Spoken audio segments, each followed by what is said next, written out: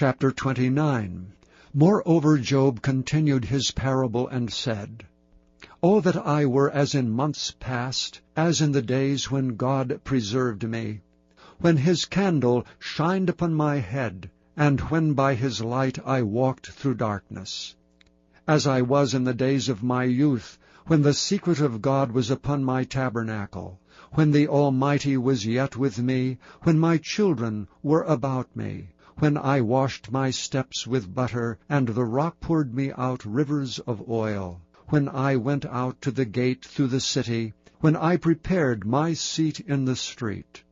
The young men saw me and hid themselves, and the aged arose and stood up. The princes refrained talking, and laid their hand on their mouth. The nobles held their peace, and their tongue cleaved to the roof of their mouth. When the ear heard me, then it blessed me, and when the eye saw me, it gave witness to me, because I delivered the poor that cried, and the fatherless, and him that had none to help him.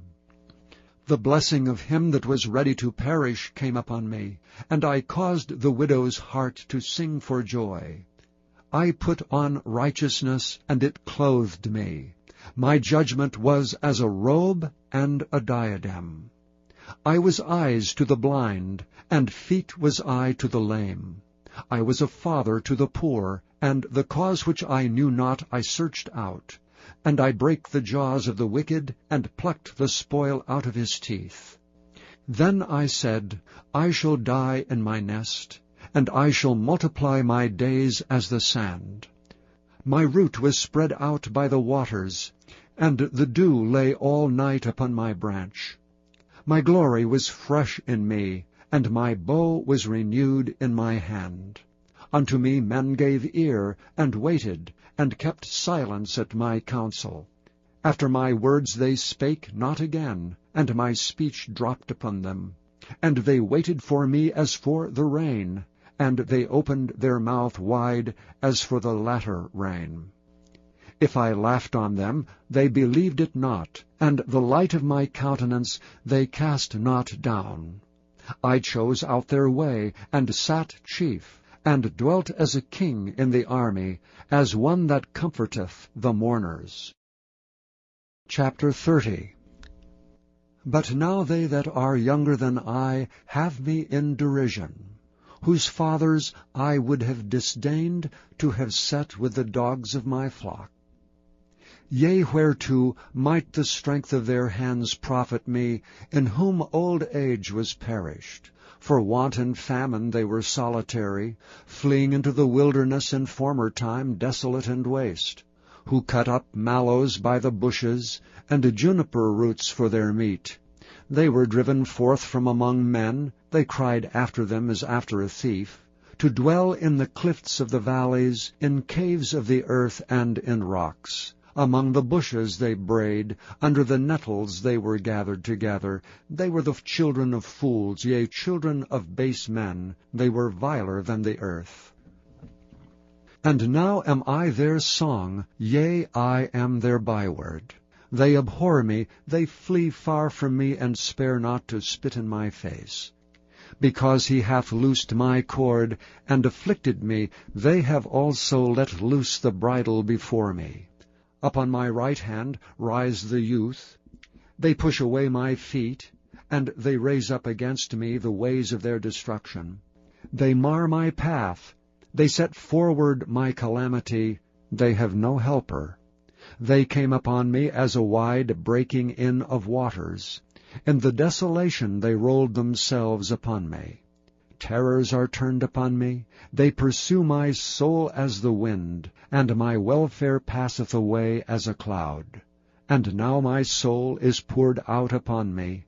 The days of affliction have taken hold upon me. My bones are pierced in me in the night season, and my sinews take no rest. By the great force of my disease is my garment changed. It bindeth me about as the collar of my coat. He hath cast me into the mire, and I am become like dust and ashes. I cry unto thee, and thou dost not hear me. I stand up, and thou regardest me not. Thou art become cruel to me. With thy strong hand thou opposest thyself against me. Thou liftest me up to the wind, thou causest me to ride upon it, and dissolvest my substance. For I know that thou wilt bring me to death, and to the house appointed for all living. Howbeit he will not stretch out his hand to the grave, though they cry in his destruction. Did not I weep for him that was in trouble? Was not my soul grieved for the poor?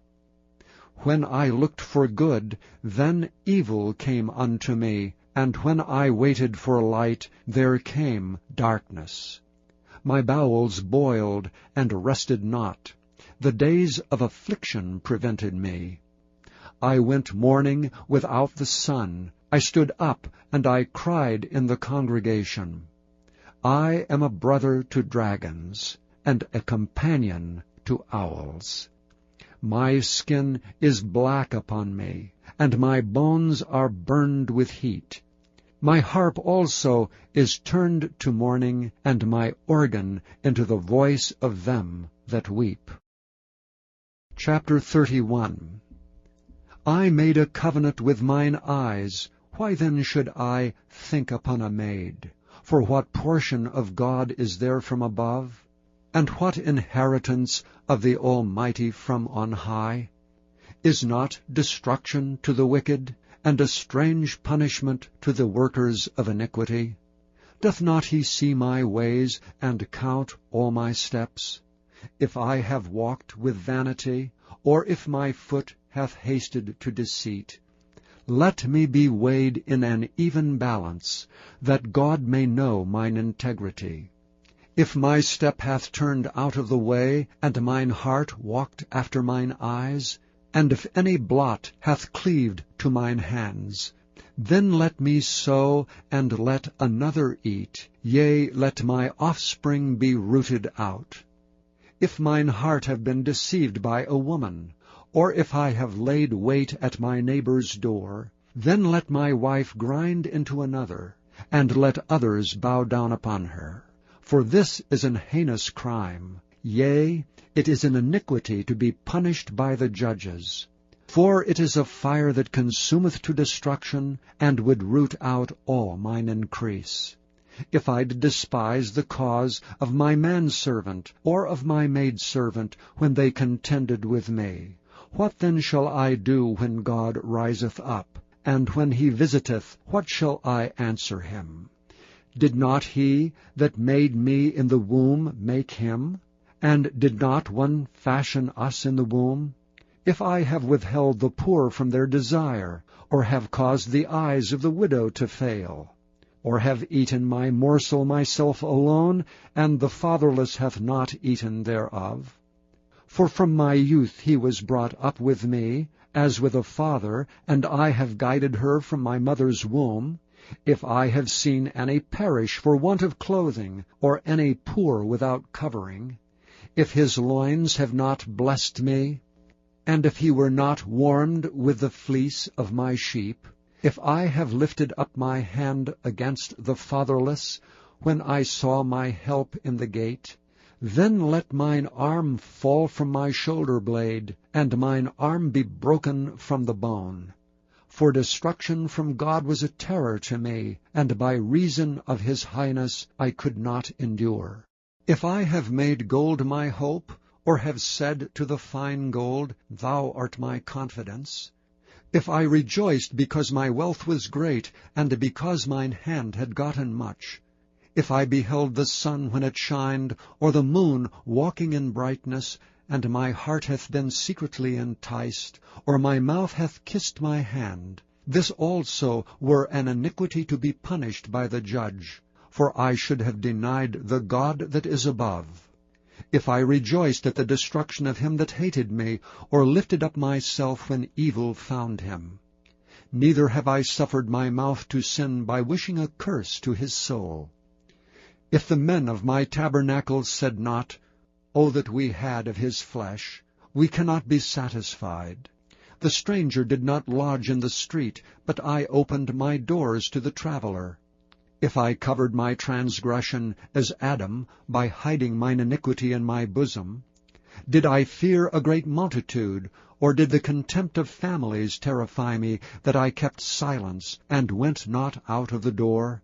O that one would hear me! Behold, my desire is that the Almighty should answer me, and that mine adversary had written a book.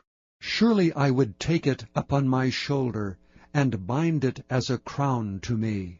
I would declare unto him the number of my steps. As a prince would I go near unto him. If my land cry against me, or that the furrows likewise thereof complain, if I have eaten the fruits thereof without money, or have caused the owners thereof to lose their life, let thistles grow instead of wheat, and cockle instead of barley. The words of Job are ended.